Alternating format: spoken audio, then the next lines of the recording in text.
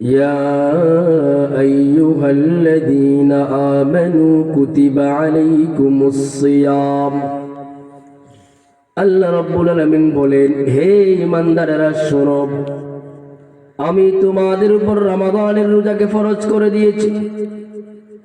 আল্লাহ রাব্বুল আলামিন রমাদানের রোজা ফরজ করে দিয়েছেন, এরপরই আরেকটা বিষয় উল্লেখ করছেন খুব গুরুত্বপূর্ণ। আল্লাহ রাব্বুল আলামিন বলেন, ওরে আমার বান্দারা, তোমরা মনে করতে পারো রমাদানের রোজা তো বড় ভারী, বড় কঠিন, সারাদিন না খেয়ে থাকতে হয়। বিশেষ করে যারা ক্ষেত কামারে কাজ করেন কত কঠিন, যারা মিল ফ্যাক্টরিতে কাজ করেন কত কঠিন, কত কষ্ট হয়, যারা পেটেল সাইকেল চালায় তাদের কত কষ্ট হয়। যদি গরমের সময় রমাদান হয়, কলিজা ফেটে একদম চৌচির হয়ে যায়।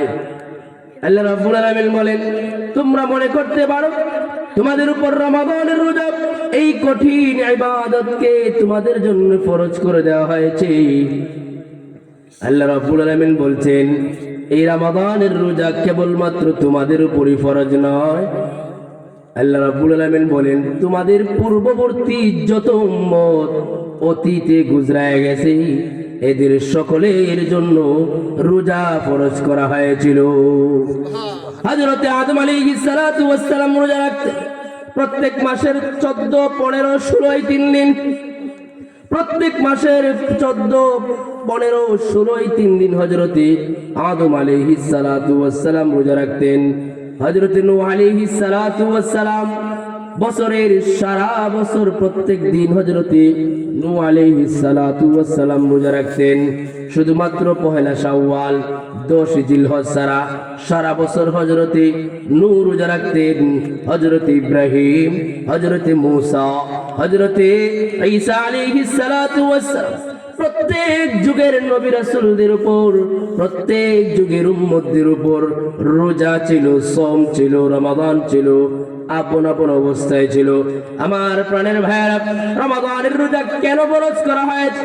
আল্লাহ রাব্বুল আলামিন এর পরেই বলেন, ওরে আমার বান্দা, তোমাদের উপর আমি রমাদানের রোজাকে কেন ফরজ করলাম?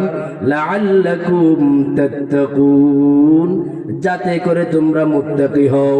কি হই ভাই?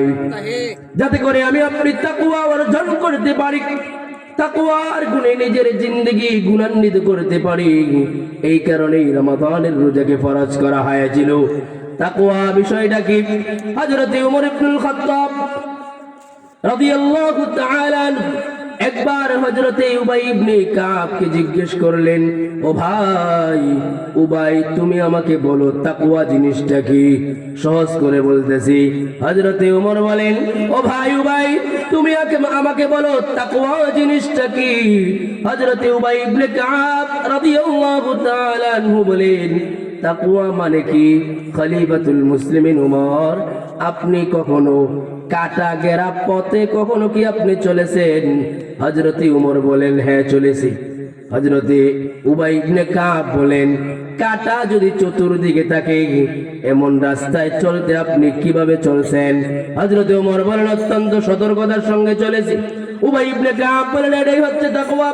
দুনিয়াতে আপনি জিন্দেগি কাটাইবেন, ব্যবসা বাণিজ্য করবেন, ক্ষেত কামার সব কিছুতে কাজ করবেন ঠিক, কিন্তু দুনিয়ার কোনো কাদা নিজের গায়ে লাগাবেন না। এটার নামই হচ্ছে তাকওয়া।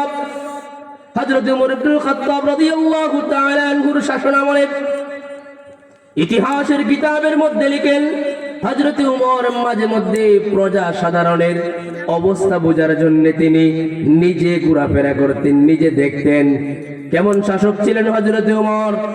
আমরা যেমন লাগে আমাদের শাসকের কাছে, আর হযরতে ওমর নিজে যাইতেন প্রজাদের অবস্থা বোঝার জন্য। হযরতে ওমর একদিন হাঁটতেছেন একা একা, ছদ্মবেশে, কেউ চিনে না হযরতে ওমরকে। যাইতে যাইতে একটা রাখালের কাছে গেলেন, গিয়ে বললেন পরীক্ষা করার জন্য, ও ভাই রাখাল, আমি তৃষ্ণার্ত ক্ষুধার্ত, তুমি আমাকে একটু দুধ দহন করে দাও।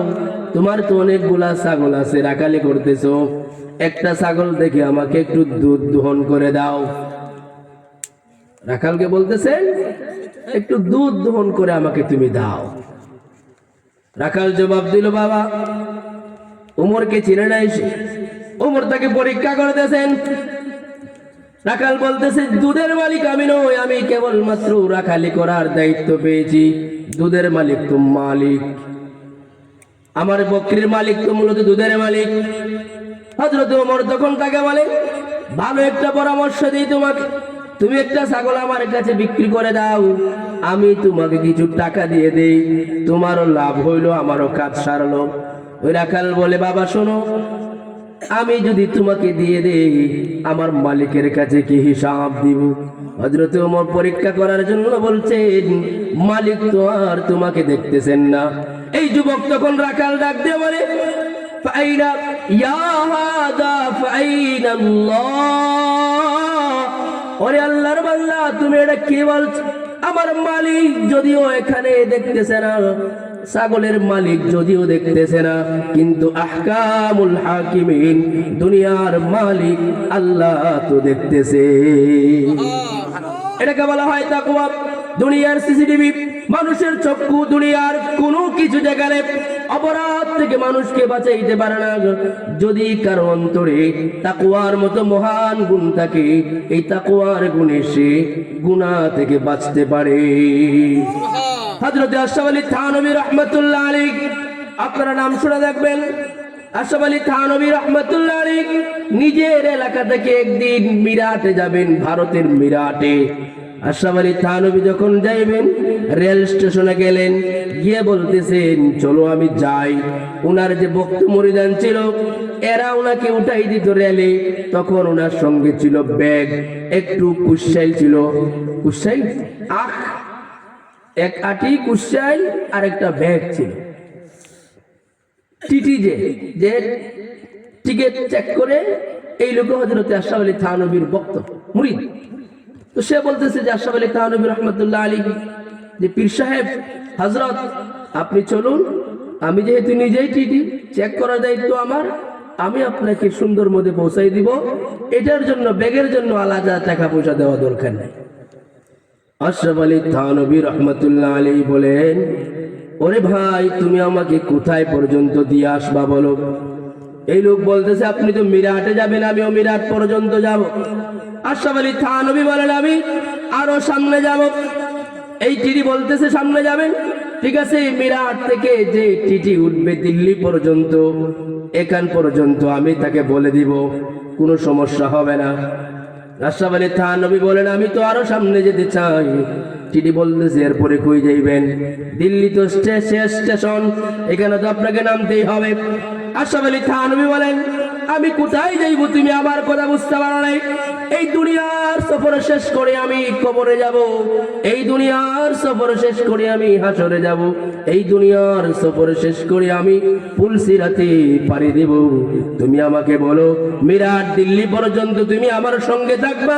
কবরে যখন আমাকে জিজ্ঞেস করা হবে, হাসরের ময়দানে যখন আমাকে জিজ্ঞেস করা হবে, ওরে আশরাফ আলী, কোন সে কারণ যে তুমি তোমার ব্যাগের টাকা তুমি কেন দেও নাই, যদি আমাকে জিজ্ঞেস করা হয়, উত্তর তুমি আমার পক্ষ থেকে দিবা কিনা বলো? উত্তর আমার পক্ষ থেকে তুমি দিবা। যখন আমাকে আটকাইবে তখন তুমি আমাকে উদ্ধার করবা। তখন এই লোকের চোখ খুলছে। আর আমরা শুধুমাত্র খুঁজি কিভাবে ফাঁকি দেওয়া যায়, কিভাবে কার সম্পত্তি গ্রাস করা যায়, কিভাবে কারকে মেরে খাওয়া যায়, এই ফিকির থাকে আমাদের। তাকওয়াটা বুঝতে পারছেন? এটার নাম হচ্ছে তাকওয়া। আরেকটা কথা বলি, হযরত আবু বকর সিদ্দিক রাদিয়াল্লাহু তাআলা আনহু, আবু বকর সিদ্দিক ওনার একজন গোলাম ছিলেন। আবু বকরকে কিছু খাবার দিলেন একদিন এনে। আবু বকরের পেটের মধ্যে ক্ষুধা, খাবারটা তিনি খেয়ে ফেলছেন। গোলাম জিজ্ঞেস করে, আমিরুল মুমিনিন আপনি কোন খাবার খাইছেন বুঝছেন? আবু বকর বলেন, তুমি খাবার দিয়েছো, আমার পেটে ক্ষুধা, আমি খেয়ে ফেলছি। তখন গোলাম বলে, খলিফাতুল মুসলিমিন, খলিফাতুর রাসূল, আমি আপনাকে যে খাবার দিয়েছি, জাহিলি যুগে আমি যখন মুসলিম ছিলাম, আমি একজন লোকের গণনা করেছিলাম, গণক ছিলাম, গণক। ভাগ্য নির্ধারণী যেটাকে বলে, ভবিষ্যতের সংবাদ বলে দেওয়া। সে বলতেছে আমি বাস্তবে গণক নই, ভাব ধরছিলাম গণকের, এবং বলছিলাম আমাকে তুমি এর মজুরি দিতে হবে। গণনা করা, ওই যে হাত দেখে বলে না, ভাগ্য বলে দেয়, এগুলো সম্পূর্ণ হারাম। সে বলতেছে আমি তো গণক নয়, আমি একটা ভাঙা ধরছিলাম গণকের, আমি তাকে বলছিলাম আমাকে যেন সে গণনা করার পরে কিছু দেয়, দিতে পারে নাই। আজকে আমার সঙ্গে তার দেখা, ওই জাহিলি যুগের আমাকে কিছু সে আজকে দিল, আমি আপনাকে এটা দিতেছি, এটা আপনি খাইছেন। হযরত খলিফাতুল মুসলিমিন আবু বকর সিদ্দিক রাদিয়াল্লাহু তাআলা আনহু সঙ্গে সঙ্গে গলার মধ্যে আঙ্গুল দিলেন এবং চেষ্টা করে কষ্ট করে যেটা তিনি গিলছিলেন ওই খাবারটা তিনি বমি করে ছেড়ে দিয়েছেন। এটার নাম হচ্ছে তাকওয়া। সম্মানিত মুসল্লিয়ানে কেরাম, কত সংক্ষিপ্ত করতেছি। তাকওয়া অর্জন যদি আমরা করতে পারি, তাকওয়া বুঝতে পারলাম তো, আল্লাহকে ভয় করে, আল্লাহকে ভয় করে আল্লাহর বিধান অনুযায়ী নিজের জীবন পরিচালিত করাই হচ্ছে মূল তাকওয়া। পবিত্র কোরআনে আল্লাহ বলছেন, وَمَن يَتَّقِ اللَّهَ يُكَفِّرْ عَنْهُ سَيِّئَاتِهِ وَيُعْظِمْ لَهُ أَجْرًا। আল্লাহ রাব্বুল আলামিন বলেন, যারা তাকওয়া অর্জন করবে, তাকওয়া, তাদেরকে তাদের যাবতীয় গুনাহ মাফ করে দেওয়া হবে। ওয়ায়ুযিম লাহু আজরা। আল্লাহ রাব্বুল আলামিন বলেন, যারা তাকওয়া অর্জন করে তাকওয়ার গুণে গুণান্বিত হবে, আল্লাহ রাব্বুল আলামিন বলেন তাদেরকে আমি মহা পুরস্কার দান করব।